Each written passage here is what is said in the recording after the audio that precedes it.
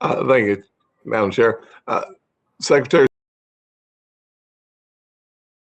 Sue, thank you for your willingness to serve as in this very important role. And I'm a person that comes from the small business sector as an employer. I remember growing up as a kid and earning less than the minimum wage and becoming an employer who understood the importance of paying more than the minimum wage.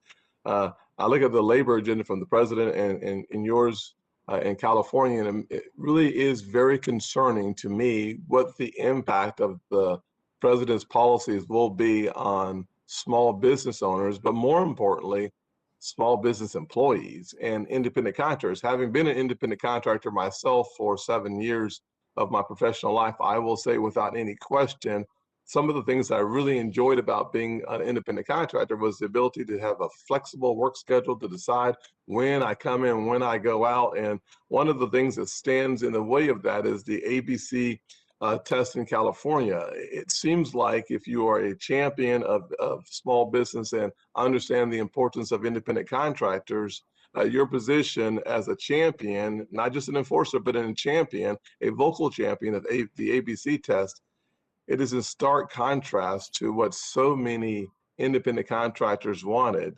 If you apply that test nationally, as President Biden has said he is committed to doing, you would forcibly reclassify as many as half of all independent contractors, if not more, and jeopardize up to about 8.5% of our nation's GDP. The ABC test would destroy many of these independent jobs and kill the flexibility and the autonomy for many of the rest of those jobs. In addition to hiking consumer prices, despite the fact that more than 9 out of 10 independent contractors say they actually like and prefer their status. So Secretary Sue, you've called California's ABC test law an important step to protect honest, I'm not sure what that means, businesses. Californians disagreed. They voted by a nearly 17-point margin last year to exclude app-based drivers from this new test, and lawmakers scrambled to include roughly 100 carve-outs in the law. Have these developments caused you to rethink your outspoken support for the ABC test? And should we be concerned that you'll look to nationalize this very unpopular standard?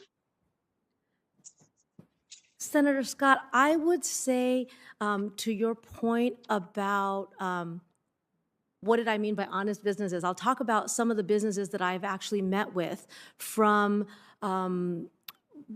barbers to janitorial contractors, for whom the misclassification in their industry creates an untenable situation for these small business owners to continue to compete, because they are being undercut by another contractor who says, well, the janitors show up and they do the work at my direction, and they clean these buildings overnight, but they're required to provide all their own supplies, and I'm going to call them an independent contractor.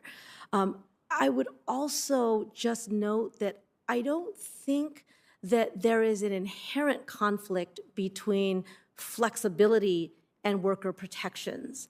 I think that there can and often has been both.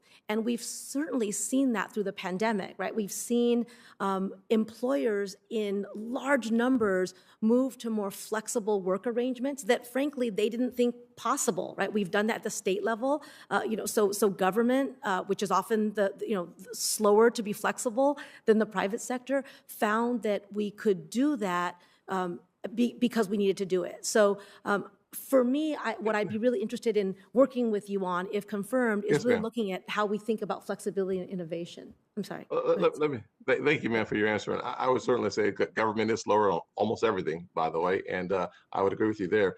I'd also agree with you that the federal employees did not face layoffs, whereas the private sector did. And one of the things that happens when we impose mandates on the private sector is that they lack the tax base to support their businesses. They actually have to run their businesses at a profit. So giving the employees of those businesses the type of flexibility that allows for them to pick and choose when they work, how they work, is one of the reasons why 9 out of 10 of the independent contractors say, hey, wait a second. I want to keep my status because it allows me to be autonomous. And having been that person, you can cherry pick examples, but the truth of the matter is a simple truth, which is that if 90% of those folks in California disagree with your position, I can assure you that the nation as a whole will see that ABC test is anathema to progress in our nation as it relates to small businesses and, frankly, independent contractors who want to divide their time any way they like. I see my time is already out.